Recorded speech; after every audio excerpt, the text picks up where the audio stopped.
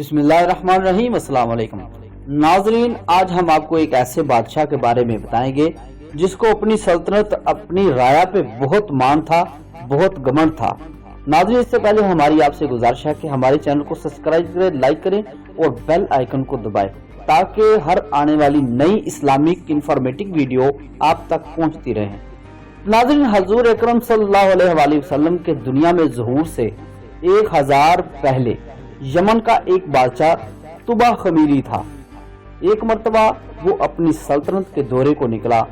12,000 عالم، حکیم اور 1,35,000 سوار، 1,13,000 پیادہ اپنے ہمراہ لیے ہوئے اس شان سے نکلا کہ جہاں بھی پہنچتا اس کی شان و شوکت شاہی دیکھ کر مخلوق خدا چاروں طرف نظارہ کو جمع ہو جاتی۔ یہ بادشاہ جب دورہ کرتا ہوا مکہ معظمہ پہنچا تو اہل مکہ سے کوئی اسے دیکھنے نہ آیا۔ ناظرین، بادشاہ حیران ہوا اور اپنے وزیر اعظم سے اس کی وجہ پوچھی تو اس نے تحقیق کے بعد بتایا کہ اس شہر میں ایک گھر ہے جسے بیت اللہ کہتے ہیں۔ اس کی اور اس کے خادموں کی جو یہاں کے باشندے ہیں تمام لوگ بے حد تعظیم کرتے ہیں، اور جتنا آپ کا لشکر ہے اس سے کہیں زیادہ دور اور نزدیک کے لوگ اس گھر کی زیارت کو آتے ہیں اور یہاں کے باشندوں کی خدمت کر کے چلے جاتے ہیں۔ اور پھر آپ کا لشکر ان کے خیالوں میں کیوں آئے گا؟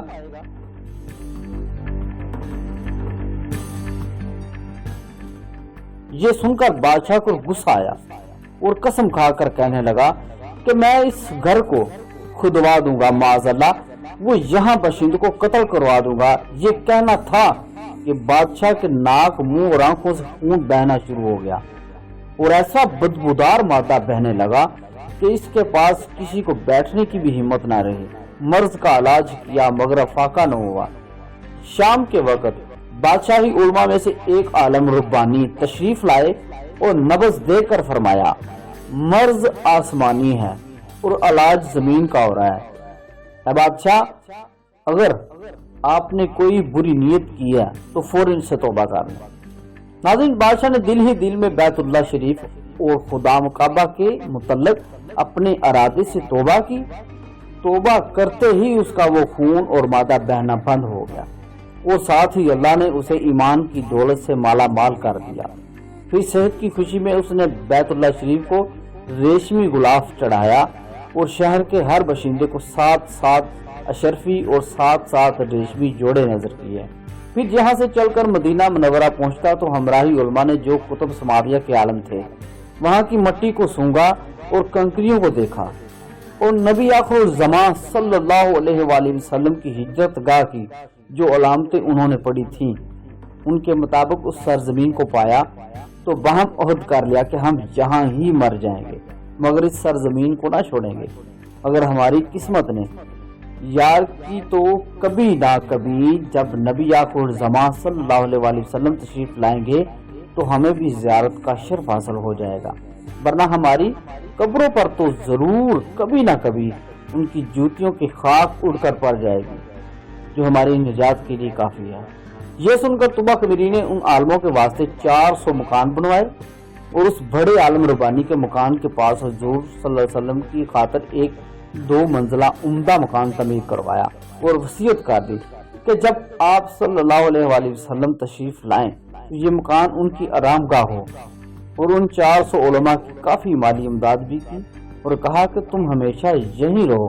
اور پھر اس بڑے عالم ربانی کو ایک خط لکھ دیا اور کہا کہ میرا یہ خط اس نبی آخر الزمان صلی اللہ علیہ وآلہ وسلم کی خدمت اقدس میں پیش کر دینا، اور اگر زندگی بھر تمہیں حضور کی زیارت کا موقع نہ ملے تو اپنی اولاد کو وصیت کر دینا کہ نسلاً بنسل میرا یہ خط محفوظ رکھیں حتیٰ کہ سرکار عبد قرار صلی اللہ علیہ وآلہ وسلم کی خدمت پیش کیا جائے۔ یہ کہہ کر بادشاہ وہاں سے چل دیا۔ وہ خط نبی کریم صلی اللہ علیہ وآلہ وسلم کی خدمت اقدس میں 1000 سال بعد پیش ہوا۔ کیسے ہوا اور خط میں کیا لکھا تھا، پڑھیے۔ اے اللہ کے حبیب، میں آپ پر ایمان لاتا ہوں اور جو کتاب آپ پر نازل ہوگی اس پر ایمان لاتا ہوں اور میں آپ کے دین پر ہوں۔ بس اگر مجھے آپ کی زیارت کا موقع مل گیا تو بہت اچھا اور غنیمت، اور اگر میں آپ کی زیارت نہ کر سکا تو میری شفاعت فرمانا اور قیامت کے روز مجھے فراموش نہ کرنا۔ میں آپ کی پہلی امت میں سے ہوں اور آپ کے ساتھ آپ کی آمد سے پہلے ہی بیعت کر چکا ہوں۔ میں گواہی دیتا ہوں کہ اللہ ایک ہے اور آپ اس کے سچے رسول ہیں۔ شاہ یمن کا یہ خط نسل بنسل ان 400 علماء کے اندر حرز جان کی حیثیت سے محفوظ چلا آیا، یہاں تک 1000 سال کا عرصہ گزر گیا۔ ان علماء کی اولاد اس کثرت سے بڑھی کہ مدینہ کی آبادی میں کئی گنا اضافہ ہو گیا، اور یہ خط دست بادست وصیت کے اس بڑے عالم ربانی کی اولاد میں سے حضرت ابو ایوب انصاری رضی اللہ تعالیٰ عنہ کے پاس پہنچا، اور آپ نے وہ خط اپنے غلام خاص ابو لیلہ کی تحویل میں رکھا۔ اور جب حضور صلی اللہ علیہ وسلم نے مدینہ ہجرت فرمائی اور مدینہ کی الوداعی گھاٹی مسنیات کی گھاٹیوں سے آپ کی اونٹنی نمودار ہوئی، اور مدینہ کی خوش نصیب لوگ محبوب خدا کا استقبال کرنے کو جوک در جوک آ رہے تھے، اور کوئی اپنے مکانوں کو سجا رہا تھا تو کوئی گلیوں اور سڑکوں کو صاف کر رہا تھا اور کوئی دعوت کا انتظام کر رہا تھا، اور سب یہی اصرار کر رہے تھے کہ حضور صلی اللہ علیہ وسلم میرے گھر تشریف لائیں۔ حضور صلی اللہ علیہ وسلم نے فرمایا کہ میری اونٹنی کی نکیل چھوڑ دو، جس گھر میں یہ ٹھہرے گی اور بیٹھ جائے گی وہی میری قیامگاہ ہوگی۔ چنانچہ وہ جو 2 منزلہ مکان شاہ یمن طبع خمیری نے حضور کی خاطر بنوایا تھا، وہ اس وقت حضرت ابو ایوب انصاری رضی اللہ تعالیٰ عنہ کی تحویل میں تھا۔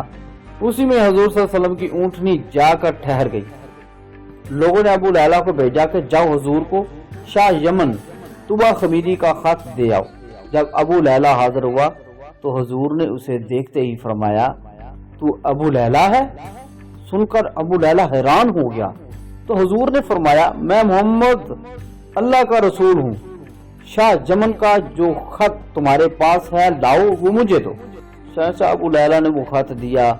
حضور صلی اللہ علیہ وسلم نے پڑھ کر فرمایا، صالح بھائی طبع خمیری کو آفرین و شاباش ہے۔